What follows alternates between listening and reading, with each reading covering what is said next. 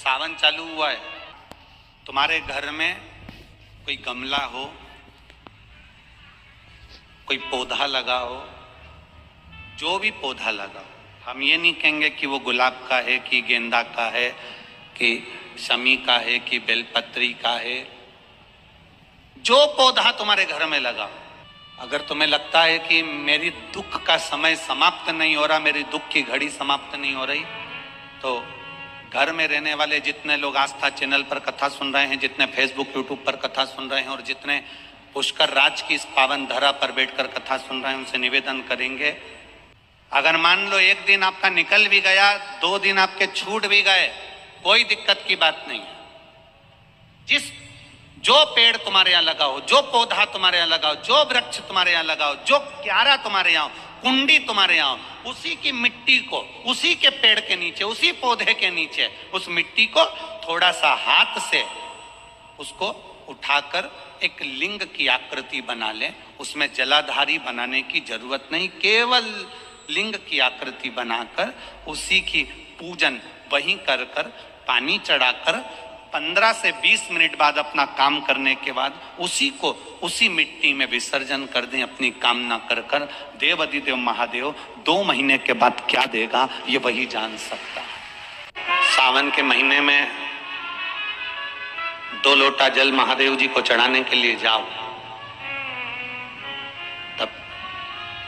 3 चीजें अपने अंदर धारण करना।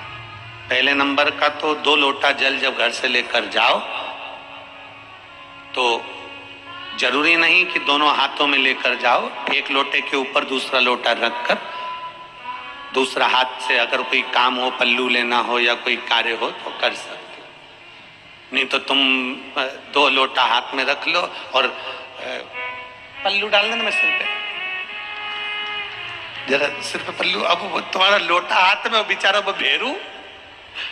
पल्लू रख, ठीक है, थोड़ा और खींचो ये बाजू का, तो वो भेरू ने और खींचा है, ठीक है, ये पल्लू हमारा मुंडा में दे दो, अब ठीक है।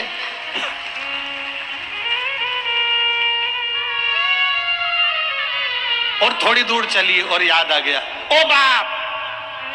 इतने में भेरू ने कहा क्या हो गया, क्या हुआ? ओ हमारे फूल माला की पन्नी तो वहीं रह गई, जरा उठाओ उठाओ जरा, ये ले कमर में खोसी दो,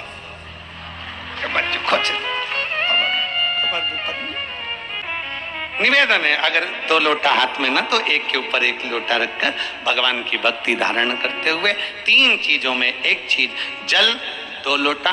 दूसरा श्री शिवाय नमस्तुभ्यं का जाप पूरे सावन के महीने में से कम 5 दिन ऐसे निकालना कि बेलपत्री के पेड़ की छांव में बैठकर हम श्री शिवाय नमस्तुभ्यं की कम से कम 1 माला जरूर कर लें, जरूर। और मान लो अगर बेलपत्री का पेड़ नहीं मिले, तुम्हारे आसपास में नहीं मिले, तो फिर एक काम करना, शंकर जी के मंदिर की बेलपत्र मिली जाए, उसको सिर पे, हमारे यहाँ कहते हैं आंवले के वृक्ष का जब आंवला नवमी आती है ना, तो आंवला नवमी आती है और आंवले के पेड़ के नीचे जाकर भोजन नहीं कर सकते, आंवले के वृक्ष के नीचे नहीं जा सकते, तो आंवले के वृक्ष की पत्ती को सिर पे रख के भोजन कर लो, तो कहते हैं कि हजारों अश्वमेध यज्ञ के पुण्य के बराबर, भंडारे के बराबर भोजन प्राप्त हो जाता है।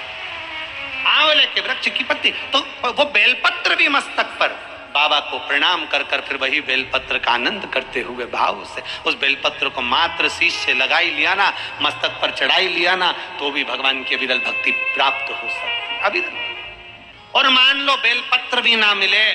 तो बेलपत्री के वृक्ष की थोड़ी सी मिट्टी अपने मस्तिष्क पर लगाकर मस्तक पर चढ़ाकर भी हम जाप कर सकते हैं। बेलपत्र के वृक्ष की मिट्टी का भी चंदन हम लगा सकते हैं।